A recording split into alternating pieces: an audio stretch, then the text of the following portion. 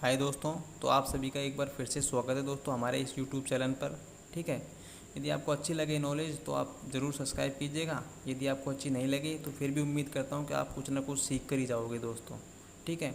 तो हमने दिल्ली के मुखर्जी नगर के और कई 9th 10th और बीएससी जो नर्सिंग की जो भी पुस्तक है उनको एक जगह इकट्ठा करके नोट्स तैयार किए हैं दोस्तों। ठीक है। उम्मीद करता हूँ कि आपको पसंद आएंगे। अब देखिए, आज हम पढ़ते हैं दोस्तों खनिज तत्वों के बारे में। ठीक है। अर्थात खनिज तत्व क्या क्या होते हैं, हमारे शरीर के लिए कौन से खनिज तत्व आवश्यक हैं और विटामिन क्या होते हैं, तो उनके बारे में थोड़ा आज हम चर्चा करेंगे। ठीक है। तो अब देखिए, खनिज तत्वों में पढ़ते हैं दोस्तों पहला कैल्शियम। अब ध्यान रखना है, जो कैल्शियम होता है वो एक वयस्क जो मनुष्य होता है उसको प्रतिदिन 600 mg का मतलब होता है माइक्रोग्राम। तो ध्यान रखना है, एक वयस्क मनुष्य को प्रतिदिन 600 mg कैल्शियम की आवश्यकता होती है और यह शरीर के घाव को भरने में सहायक होता है। यह हमारी हड्डियों व दांतों में पाया जाता है और कैल्शियम मांसपेशियों के संकुचन में सहायक होता है। और यह कहाँ कहाँ पे पाया जाता है, इसके कौन कौन से स्रोत हैं, तो दूध, गोभी, अंडा, खजूर, प्याज। ठीक है। फिर पढ़ते हैं हम क्लोरीन। अब देखिए, क्लोरीन Cl2। ध्यान रखना है कि बच्चों को प्रतिदिन 300 से 800 माइक्रोग्राम क्लोरीन, इसका जो प्रतीक चिन्ह है वो है Cl। ये दोस्तों आती है 17 नंबर पे। इसकी संयोजकता होती है दोस्तों 1। ठीक है। इसके बारे में हम विस्तार से पढ़ेंगे आगे। तो ध्यान रखना है आपको कि बच्चों को प्रतिदिन 300 से 800 ग्राम क्लोरीन की आवश्यकता होती है। यह हमारे शरीर में HCl के निर्माण में सहायक है। HCl क्या होता है दोस्तों? HCl होता है दोस्तों हाइड्रोक्लोरिक अम्ल। HCl क्या होता है दोस्तों? हाइड्रोक्लोरिक अम्ल। ठीक है। तो हाइड्रोक्लोरिक अम्ल के निर्माण में क्या सहायक है दोस्तों? क्लोरीन। और क्लोरीन गैस का उपयोग पानी को शुद्ध करने में भी किया जाता है। क्लोरीन गैस का उपयोग पानी को शुद्ध करने में भी किया जाता है। और इसके स्रोत है दोस्तों मछली का तेल, मूली और गाय का दूध में क्या पाया जाता है? क्लोरीन पाया जाता है भरपूर मात्रा में। फिर देखिए दोस्तों फ्लोरीन, फ्लोरीन F। ठीक है। तो फ्लोरीन के बारे में पढ़ते हैं दोस्तों। अब देखिए दोस्तों, दांतों की बाहरी परत को इनेमल कहा जाता है। ध्यान रखना है, दांतों की जो बाहरी परत होती है उसे इनेमल कहा जाता है। ठीक है। इसके बारे में विस्तार से हम दांत वाले जो अलग से टॉपिक डालेंगे दोस्तों उसमें पढ़ेंगे। ठीक है। जो पाचन तंत्र में पढ़ेंगे ना उसमें पढ़ेंगे यहाँ पे। तो ध्यान रखना है आपको, दांतों की बाहरी परत को इनेमल कहा जाता है। और ध्यान रखना है, फ्लोरीन इनेमल के निर्माण में सहायक होता है। ठीक है। जो फ्लोरीन होती है दोस्तों, जो खनिज है वो इनेमल के निर्माण में सहायक होता है। और फ्लोरीन की जो कमी होने से क्या होता है दोस्तों? फ्लोरीन की कमी होने से दांतों में क्या हो जाता है दोस्तों? क्षरण हो जाता है। दांतों में क्षरण का मतलब है फ्लोरोसिस की बीमारी। कौन सी बीमारी? फ्लोरोसिस। ठीक है। वैसे ध्यान रखना है, जो फ्लोरोसिस की जो बीमारी होती है वो ज़्यादातर कैसी होती है दोस्तों? जो हम ज़मीन की जो भूमि के जो निचला जो स्तर है दोस्तों, जहाँ पे आपको पता है पानी कैसा होता है दोस्तों? फ्लोराइड युक्त होता है। उस फ्लोराइड युक्त पानी को पीते हैं तो उससे भी क्या हो जाता है दोस्तों? फ्लोरोसिस की शिकायत हो जाती है दोस्तों।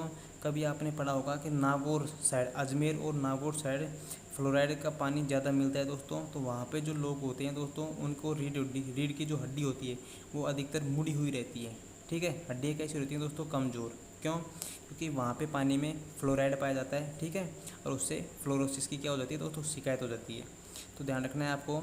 अभी इसकी शिकायत को दूर करने के लिए हमको टमाटर और यकृत का तेल, टमाटर और यकृत का तेल खा जाता है। ध्यान रखना है, जो यकृत है ना दोस्तों ये हमारे शरीर में अग्नाशय के पास में पाया जाता है। ठीक है। इसके बारे में हम यकृत का पर्सनल अलग से टॉपिक लेंगे। अब देखिए दोस्तों आयोडीन। आयोडीन को हम प्रतीक चिन्ह होता है आई। तो आयोडीन एक मनुष्य को प्रतिदिन 150 से 250 ग्राम आयोडीन की आवश्यकता होती है हमारे शरीर में। तो हमारे शरीर में जो थायराइड ग्रंथि होती है दोस्तों, जो थायराइड ग्रंथि होती है वो थायराइड ग्रंथि दोस्तों ध्यान रखना है आपको, एक हार्मोन्स का स्राव करती है। हार्मोन्स को छोड़ती है या हार्मोन्स का स्रावित करती है। कौन सा? थायरोक्सिन नामक हार्मोन छोड़ती है। इस हार्मोन के कारण ध्यान रखना है, इस हार्मोन के निर्माण में आयोडीन क्या होता है दोस्तों? सहायक होता है। और आयोडीन की कमी से घेंगा रोग हो जाता है। घेंगा रोग का मतलब है गलखंड रोग, गलघोटू रोग। जो हमारा गला होता है दोस्तों उसमें ज़्यादातर बीमारी हो जाती है, उसका नाम होता है गलखंड रोग कहते हैं उसको, या फिर घेंगा रोग हो जाता है।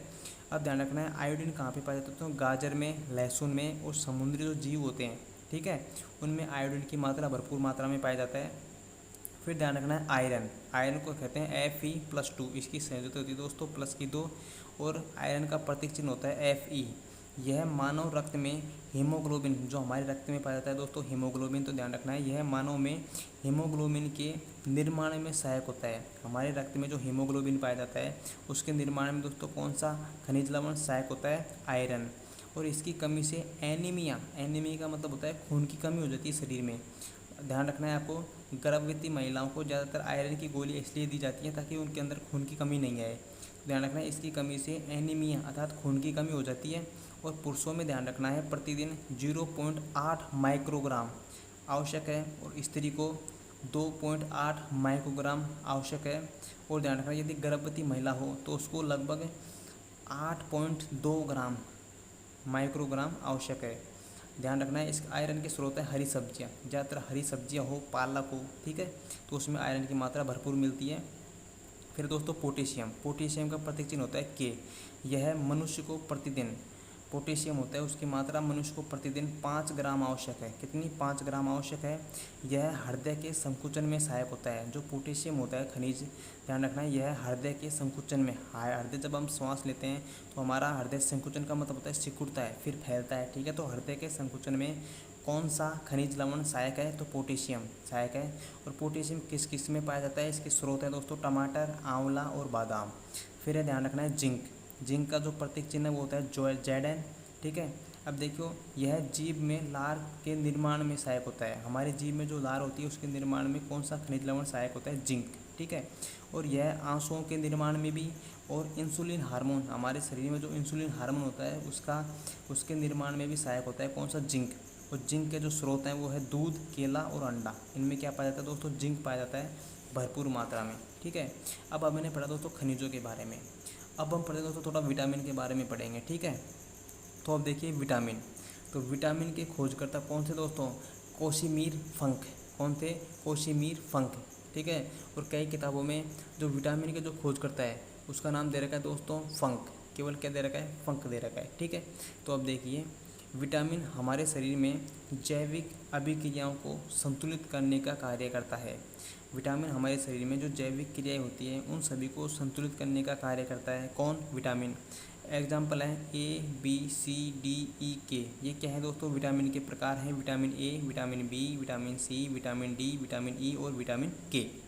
अब देखिए वसा में घुलनशील विटामिन, ठीक है, वसा में घुलनशील विटामिन कौन कौन से? ADEK, ADEK, ये क्या है दोस्तों? वसा में घुलनशील है।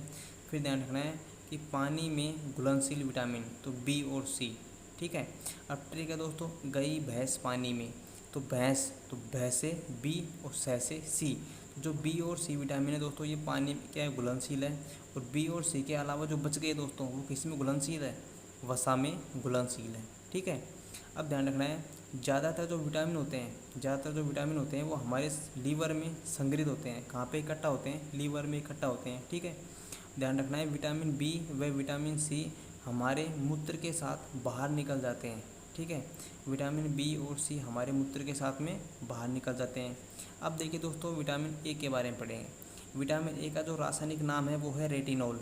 विटामिन A का रासायनिक नाम रेटिनॉल है। और ध्यान रखना है WBC के निर्माण में, WBC का मतलब हम पढ़ते हैं पहले पिछले वीडियो में पढ़ चुके हैं दोस्तों। तो WBC का निर्माण, WBC की फुल फॉर्म होती है वाइट ब्लड सेल्स अर्थात श्वेत रक्त कणिकाएँ। तो WBC के निर्माण में सहायक है कौन सा? Vitamin A। और यह नेत्र की क्या बढ़ाता है दोस्तों? क्षमता को बढ़ाता है। अब देखिए दोस्तों जो हमारी आँख होती है, जो आइज होती है, इसके बारे में देखिए। आँखों में दो प्रकार की कोशिका होती हैं, एक तो कोइन कोशिका और एक रोड कोशिका। एक कोइन कोशिका शंकु के आकार की और एक रोड कोशिका होती है, ठीक है। अब ध्यान रखना है जो शंकु कोशिका होती है, ध्यान रखना है जो कोइन सेल्स होता है उसमें पढ़ेंगे कि ये रोशनी में काम करती हैं। अभी हमने जो लाइन पढ़ी है ना दोस्तों कि नेत्र की क्षमता को कैसे बढ़ाती है, ठीक है, उसके बारे में थोड़ा कॉन्सेप्ट है ये, ठीक है, कि नेत्र की क्षमता को कैसे बढ़ाती है उसका कॉन्सेप्ट है, पूरा विस्तार से यहाँ पे दे रखा है मैंने कि ये रोशनी में काम करती है। कौन सी? कोइन सेल्स, ठीक है। ये वस्तुओं को रंग देने का काम करती है। और इसमें जो प्रोटीन पाया जाता है उस प्रोटीन का नाम है ऑप्सिन। क्या नाम है? ऑप्सिन प्रोटीन पाया जाता है, ठीक है। जबकि जो रोड सेल्स होता है ये अंधेरे में काम करती हैं, ठीक है। और इनमें जो प्रोटीन पाया जाता है वो पाया जाता है दोस्तों रोडोप्सिन। कौन सा? रोडोप्सिन। ठीक है। तो अब देखिए क्या होता है कि विटामिन ए की उपस्थिति में जो ऑप्सिन होता है, प्रोटीन होता है, वो रेडोप्सिन प्रोटीन में बदल जाता है। अब देखिए तो ये अंधेरे में थी और ये अब अंधेरे में काम करती हैं। ठीक है। तो इससे क्या होगा कि अंधेरे में देखने के लिए आंखों की क्या बढ़ जाएगी दोस्तों? क्षमता बढ़ जाएगी। देखो विटामिन ए की उपस्थिति में जो ऑप्सिन जो प्रोटीन होता है वो रेडोप्सिन जो प्रोटीन होता है उसमें बदल जाता है तथा अंधेरे में देखने के लिए आंखों की क्षमता को बढ़ाता है। फिर ध्यान रखना है विटामिन ए आंसुओं के निर्माण में भी सहायक होता है और विटामिन ए की कमी से रतौंधी नामक रोग हो जाता है, अर्थात जो हमारी जो कॉर्निया होती है आंखों की वो क्षतिग्रस्त हो जाती है। ठीक है। फिर पढ़ेंगे हम विटामिन ए के स्रोत। तो ध्यान रखना है विटामिन सबसे ज़्यादा कच्चा गाजर में पाया जाता है, मछली के तेल में पाया जाता है, पपीता में, पालक में और केले में पाया जाता है। ठीक है। फिर पढ़ते हैं दोस्तों हम विटामिन के, क्योंकि विटामिन जो बी है दोस्तों वो थोड़ा बड़ा है। ठीक है, उसको हमने पीछे लिखा है। तो विटामिन के बारे में पढ़ेंगे। विटामिन के का जो रासायनिक नाम होता है वो होता है दोस्तों फिलोक्विनोनिन। क्या होता है दोस्तों? फिलोक्विनोनिन, अर्थात यहाँ पे लिख रखा है मैंने फिलोक्विनोनिन। ठीक है, किसका नाम है दोस्तों? विटामिन के का। फिर ध्यान रखना है विटामिन के का जो निर्माण होता है वो हमारी बड़ी आंत में होता है। कई बार एग्जाम में पूछा गया क्वेश्चन है विटामिन के का निर्माण कहाँ होता है? हमारी बड़ी आंत में होता है। ठीक है। और हमारे शरीर में जो भोजन का जो पाचन होता है दोस्तों वो कहाँ पे होता है? हमारी छोटी आंत में होता है। ठीक है। तो अब ध्यान रखना है विटामिन के रुधिर का थक्का जमने में सहायक होता है। अब थक्का का मतलब क्या होता है? प्लाज्मा। थक्का का मतलब होता है प्लाज्मा। देखो थक्का कैसे लगता है? प्लाज्मा में दो प्रकार के प्रोटीन पाए जाते हैं, एक तो प्रोथ्रोम्बिन प्रोटीन और एक होता है फ्री थ्री नोजन प्रोटीन। ठीक है। इन दोनों प्रोटीनों का दोस्तों जो विटामिन के होता है वो सक्रिय कर देता है, अर्थात एक्टिव कर देता है हमारे शरीर में, जिससे क्या होता है रक्त का थक्का जम जाता है। ठीक है। फिर ध्यान रखना है आपको विटामिन के स्रोत। विटामिन के स्रोत दोस्तों पालक, मेथी, गोभी, चिकन। ठीक है। और चिकन में भी कौन सा भाग? यकृत भाग। और यकृत भाग कहाँ पे पाया जाता है? अग्नाशय के पास में। ठीक है। अब देखिए दोस्तों विटामिन के बाद में हम पढ़ते हैं दोस्तों विटामिन हमारा बी। कौन सा विटामिन? Vitamin B. अब देखिए विटामिन बी बहुत ही इंपॉर्टेंट है। विटामिन बी या B1 इन दोनों का जो रासायनिक नाम होता है दोस्तों वो होता है थायमिन। क्या होता है? थायमिन होता है। ठीक है, यहाँ तक क्लियर।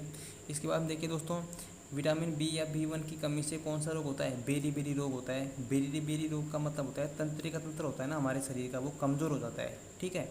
फिर देखो दोस्तों इसके जो स्रोत हैं वो है दूध, अंडा और हरी सब्जियाँ खानी चाहिए हमको। फिर है विटामिन B2।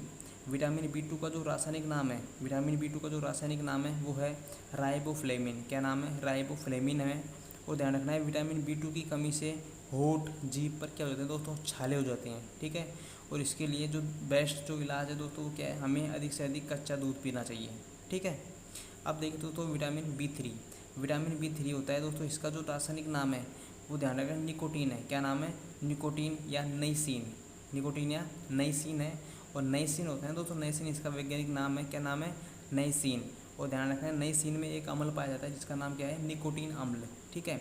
अब ध्यान रखना है कि विटामिन B3 की कमी से ध्यान रखना है आपको कौन सा रोग होता है दोस्तों?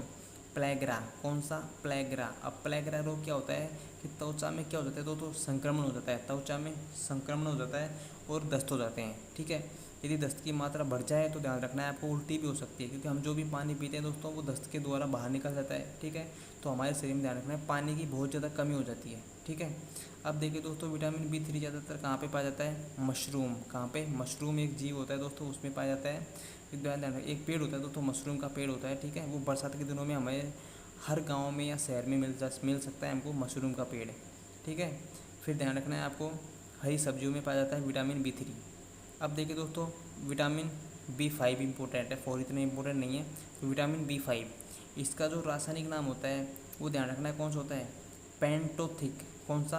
पेंटोथेनिक अम्ल। कौन सा? पेंटोथेनिक अम्ल होता है दोस्तों विटामिन B5 का नाम। देखो ध्यान रखना है। अब ये पेंटो कैसे जुड़ा है यहाँ पे, तो ध्यान रखना है आपको ये क्रम है जो 12 तक आपको याद होनी चाहिए। Mono, di, tri, tetra, penta, hex, hept, ऑन, डेक, डोडेक और अनडेक। ठीक है। ये कार्बन की जो संख्या होती है दोस्तों उनके आधार पर ये नामकरण होता है दोस्तों।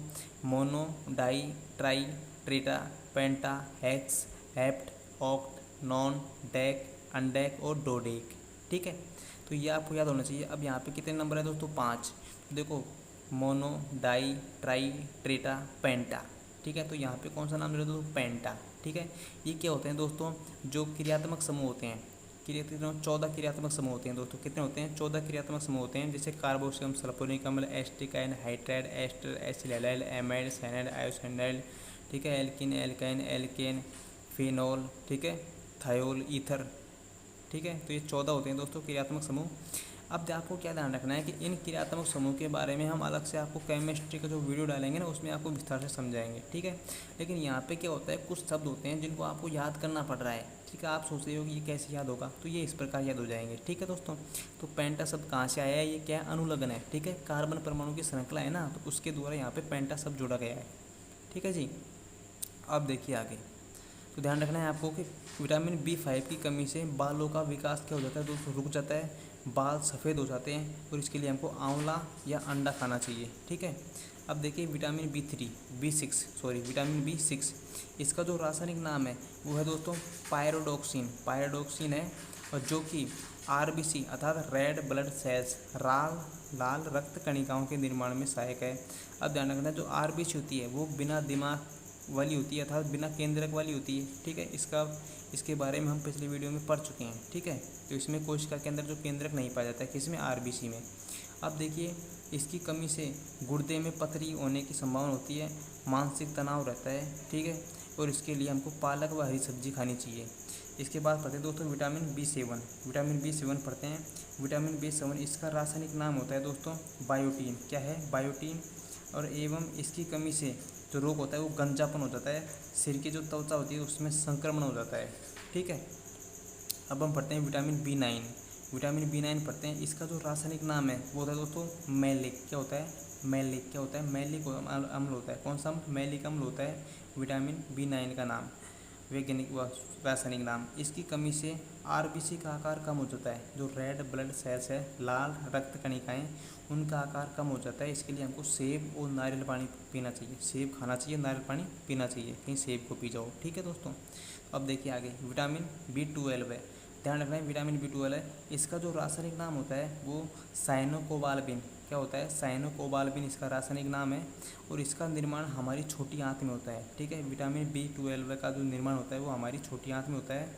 और ध्यान रखना है, हमारे शरीर में जो भोजन का पाचन होता है वो भी छोटी आंत में होता है। ठीक है, और इसकी कमी से तंत्रिका तंत्र क्या हो जाता है दोस्तों? कमज़ोर हो जाता है। ध्यान रखें, विटामिन B12 की कमी से तंत्रिका तंत्र क्या हो जाता है? कमज़ोर हो जाता है। इसके लिए हमें पालक खानी चाहिए। क्या खानी चाहिए? पालक खानी चाहिए। देखो दोस्तों, इंपॉर्टेंट बात क्या है कि एक बात छूट गई थी हमारी, कि जो विटामिन जो B12 होता है उसमें जो खनिज लवण पाया जाता है उसका नाम है दोस्तों कोबाल्ट। क्या नाम है? कोबाल्ट। ठीक है, CO कोबाल्ट, कहीं पर भी आप लिख लेना, कोबाल्ट है। ठीक है, अब देखो नोट डाल के लिखते हैं हम कि ध्यान रहे कि ठीक है, ये उन स्टूडेंट के लिए लिखा गया शब्द जो पढ़ते बहुत कम है उसके लिए, कि ध्यान रहे कि लपोड़चंद शराब का सेवन करने वाले व्यक्तियों में विटामिन B व C की कमी पाई जाती है, क्योंकि ऐसे व्यक्ति बार बार मूत्र विसर्जन करते हैं, अर्थात मूत्र त्यागते हैं बार बार। ठीक है, तो इससे विटामिन B व C पानी में घुलनशील होने के कारण मूत्र के साथ आउट ऑफ कंट्रोल होके मूत्र के साथ में आउट ऑफ कंट्रोल के साथ होकर बाहर निकल जाते हैं। ठीक है, तो अब हाँ, विटामिन क्या हो गया दोस्तों? B हो गया। अब इसके बाद देख दो विटामिन C। अब देखिए विटामिन C के बारे में पढ़ेंगे हम। तो ध्यान रखना है आपको कि विटामिन C इसका जो रासायनिक नाम है वो है एस्कॉर्बिक अम्ल। कौन सा अम्ल है? एस्कॉर्बिक अम्ल होता है, और यह खट्टे फल जैसे संतरा हो गई, आंवला हो गया, नींबू हो गया, उसमें पाया जाता है। ठीक है, और यह गर्म करने पर नष्ट हो जाता है। ध्यान रखना है, अगर आपने नींबू की शिकंजी बना दी और उसको आपने गर्म कर दिया ना, ध्यान रखना, तो उसका स्वाद भी खत्म हो जाएगा, और उसके अंदर से जो एस्कॉर्बिक जो अम्ल है, ठीक है, उसकी मौजूदगी ध्यान रखना है खत्म हो जाएगी। ठीक है, तो ध्यान रखना है, यह आयरन के अवशोषण में, जो एस्कॉर्बिक अम्ल है वो आयरन के अवशोषण में और प्रतिरक्षा, हमारे शरीर की जो प्रतिरोधक क्षमता है उसको बढ़ाता है, तो प्रतिरक्षा तंत्र कमज़ोर करने में और मजबूत करने में, और कैंसर के उपचार में क्या होता है दोस्तों? सहायक होता है। कौन सा? Vitamin C। और विटामिन C की अधिकता हो जाए शरीर में, अधिक मात्रा में हो जाए विटामिन C, नींबू की शिकंजी कुछ ज़्यादा ही पीने लग जाओ आप, तो ध्यान रखना है विटामिन C की अधिकता से स्कर्वी रोग हो जाता है, अर्थात दांतों से खून आने लग जाएगा, मसूड़े पक जाएंगे, ध्यान रखना है, तो ये रोग हो जाता है। कौन सा नाम है? स्कर्वी। ठीक है, अब ध्यान रखना है आपको विटामिन D का जो रासायनिक नाम है उसका नाम है कैल्सीफेरोल। क्या नाम है? कैल्सीफेरोल होता है। और ध्यान रखना है विटामिन D में कैल्शियम पाया जाता है, कैल्शियम Ca2+। देखो कैल्शियम होता है वो 20 नंबर पे आता है, जो हमारी जो आवर्त सारणी होती है उसमें 20 नंबर का तत्व है कैल्शियम। उसकी जो संयोजकता होती है वो होती है +2। ठीक है, इसके बारे में हम केमिस्ट्री में पढ़ सकते हैं आप।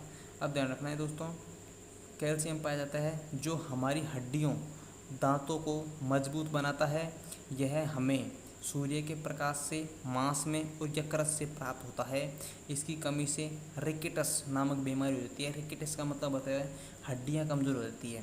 ध्यान रखना है, विटामिन डी से जो रिकेटस जो बीमारी होती है वो ज़्यादातर बच्चों में पाया जाता है। जो छोटे बच्चे होते हैं ना, उनको सामान्यतः अच्छी मात्रा में धूप नहीं मिल पाती है दोस्तों, ठीक है, या फिर अच्छी मात्रा में भोजन पोषण रूप से नहीं मिलने के कारण उनमें विटामिन डी की कमी अधिकतर मिल जाती है। ठीक है, अब देखिए दोस्तों, विटामिन ई इसका जो रासायनिक नाम है वो है टेकोफेरोल। क्या नाम है? टेकोफेरोल होता है, तथा यह हमारी कोशिकाओं को मरने से बचाता है। जो विटामिन ई है जो हमारी कोशिकाओं को मरने से बचाता है, इसके बारे में हम कॉन्सेप्ट में भी पढ़ेंगे। अब इसकी जो कमी है, इसकी कमी से मोतियाबिंद, बांझपन, ठीक है, नामक बीमारी हो जाती है। ठीक है, अगर बच्चे नहीं होते कई औरतों के, तो बांझपन या मोतियाबिंद नामक बीमारी होती है विटामिन ई की कमी से। यह प्रजनन प्रक्रिया में भी क्या होता है दोस्तों? सहायक होता है। अब ध्यान रखना है आपको विटामिन ई के स्रोत। तो विटामिन ई के स्रोत है, आपको ध्यान रखना है विटामिन ई के जो स्रोत हैं वो बहुत ही महत्वपूर्ण है। ठीक है, तो आपको विटामिन ई के स्रोत बताएंगे भी। पहले आप ध्यान रखना है विटामिन ई की जो ऑक्सीकरण रोधी विटामिन होता है।